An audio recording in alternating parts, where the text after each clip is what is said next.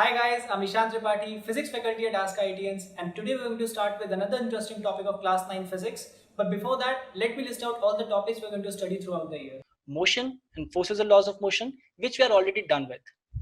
The next chapter that we're going to start today is called gravitation.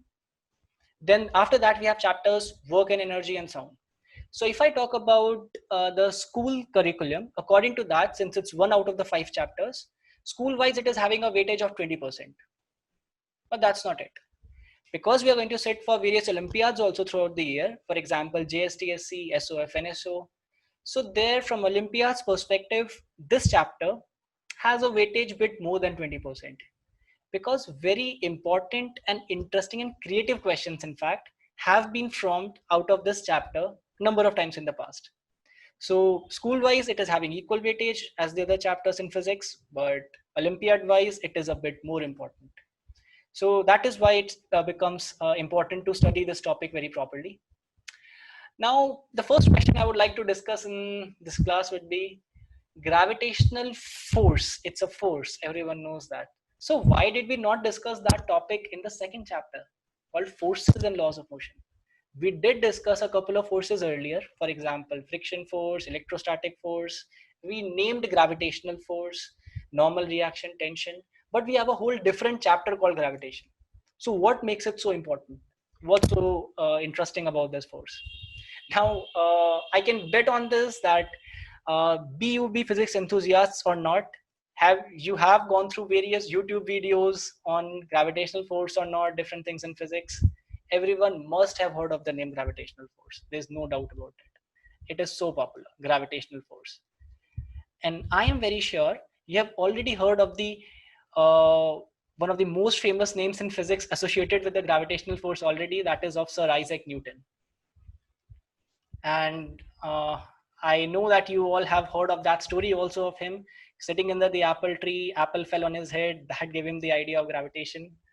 So yeah, so Sir Isaac Newton gave the idea of gravitation, but what did he try to explain with it? He was trying to explain the motion of all the celestial bodies in the universe, especially if we talk about the Earth's like the bodies are orbiting around the Earth. Yeah, he tried to explain the motion of all the planets and stars in the whole universe, especially the motion of sun around the Earth, which is actually not true. Earth is revolving, orbiting around the sun, but using the gravitational force, he could actually calculate the time period in which it orbits around the Earth. So we'll come to those points later on. But first of all, we know that a gravitational force is the force which justifies the motion of planets around the sun to start with. So the motion of Earth around the sun is justified by the force called gravitational force. Why do we need gravitational force to justify it? Why do we need it in the first place? That is because maybe we can take an example for it. Imagine there is a man standing over here with a string in his hand and a stone tied at the end of it. He is making it rotate in a circle. So why is he able to rotate it in a circle? Why is the stone actually moving in a circle? This is because the string which is tied to the stone, that is getting stretched a bit when he's revolving it in a circle, in a circular path. So that is why that is because the string is actually pulling the stone towards him. The string is actually pulling the stone towards itself. So there is a force which we have already learned the name of tension force. There is a force called tension force which is pulling this towards itself. So that means if something is moving in a circle, it needs to be pulled towards the center. So that job is being done by the gravitational force in the case of Earth and Sun. So when we are saying Earth is orbiting around the Sun, that is because there is a pulling force with which the Sun is actually pulling the Earth towards itself. If we want to imagine there's a bit more, then maybe we can look at an animation for it. So let's try to look at it.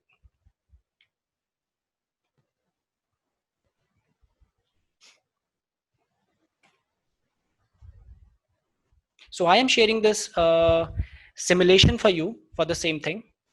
Let's try to look at it. Now see, this is a simulation for motion of Earth around the Sun under the force of gravity. So now see, in this video, as I'm going to start the simulation of, we can see the motion of Earth around the sun. Now see, the Earth is moving in this kind of circular path. If I can show you the path also that it is following this particular path. So it is orbiting around it because constantly the sun is actually pulling the Earth towards itself. So it keeps on pulling. You can see this direction of this arrow on the Earth. That is actually always towards the sun. This is representing the pulling force which the sun is applying on the Earth. This is called the gravitational force. And we are able to understand it, right? As you can see, there is a timer for the number of Earth days. So we can notice approximately in 360, 365 days only, it is completing the one orbit around it. But why is gravitational force actually important to cause this motion? Just imagine, guys, as I told you, without gravitational force, it would not be pulled towards the center of the sun. Then what would happen? Now let's see if we had actually off the gravitational force. If there was no gravity, what the motion of it is going to be. So now I'm going to off the gravity and let's see how the Earth moves after that. So this is where gravitation stops acting. As we can see, as soon as we off the gravitational force, the Earth leaves the orbit of the sun and it starts to go in the other way.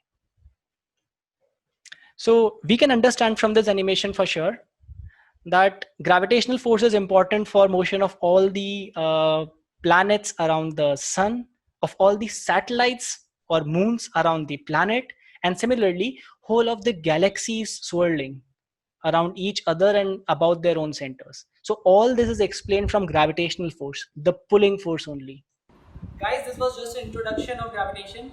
For more informative classes like these, join live classes of Ask Ideas.